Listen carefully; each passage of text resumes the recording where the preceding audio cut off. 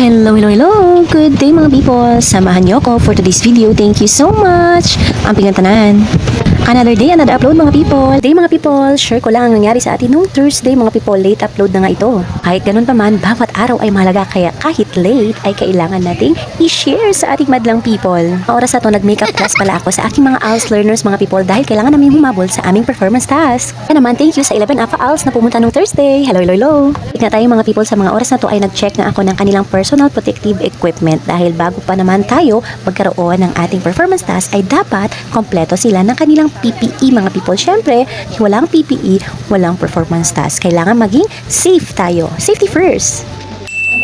Fast forward, oras na nga para kumain. Yes, it's lunch time na po sa mga oras na to. As you can see, medyo hagardo na nga ang person pero kailangan muna natin kumain mga people. Mas importanteng lagyan ng laman ang ating mga brain cells bago tayo mag-getting ready ulit with me mga people.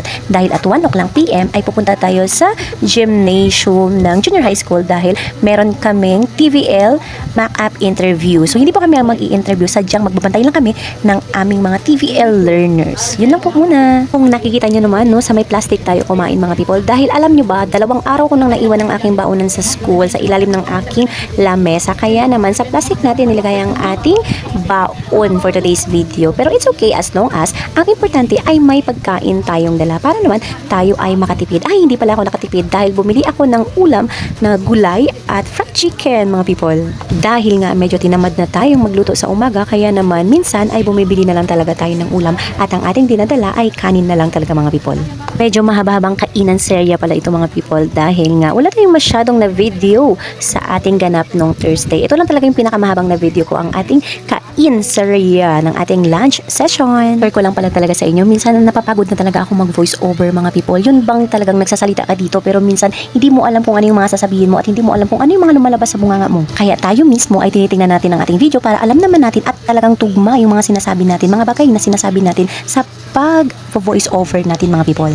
Di madaling mag-voice over mga people dahil kung maingay ang paligid mo, sadyang napakaingay ng background ng iyong pag-voice over. Tapos yung gamit natin na CapCut, uy, may bayad na siya. Hindi na siya libre mga people. Hindi na libre ang pagtanggal ng noise o pag-noise reduction activation sa ating CapCut. Kaya naman hindi tayo naka-CapCut Pro. Kung maingay man ang aking background sa aking voice over ay pagpasensyahan nyo na. Sana ay pagtsagaan nyo ang aking video. Maraming salamat. The end of the day, magpapatuloy pa rin tayo sa ating pag-upload mga people dahil sa sentimo nagsisimula ang isang dolyar. Tayo ay magtyaga mga people. Dito ko po muna tatapusin. Huwag po kayong magsawang manood at makinig. Thank you so much mga people. Ang pinatanan.